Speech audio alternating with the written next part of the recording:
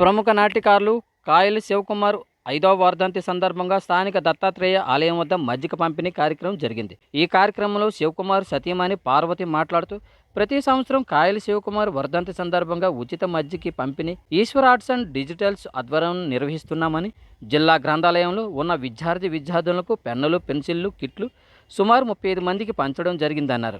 ఈ కార్యక్రమంలో సోడవరమేశ్వరం మాట్లాడుతూ, కాయలి శివకుమార్ ఎంతో మందికి నాట్యరంగంలో తర్ఫీదిచ్చారని, ఎందరికో సుపరిచితులుగా చేశారని, విద్యార్థులకు స్వచ్ఛందంగా తరగతులు చెప్తూ కరోనా సమయంలో పరమపదించడం బాధాకరమని, ఆయన ఆశయాలను కొనసాగిస్తున్న పార్వతి ప్రతి ఏడు ఏదో ఒక సేవా కార్యక్రమం చేయడం హర్షణీయమన్నారు. ఈ కార్యక్రమంలో ఉపాధ్యాయులు ప్రభాకరరావు, శివకుమార్, చిన్నారులు హరీష్, తేజ, హన్సిక, హనీశ్రీ, గ్రంథాలయ సిబ్బంది, గ్రంథాలయ అధికారి భాస్కర్రావు, గణేష్ తదితరులు పాల్గొన్నారు.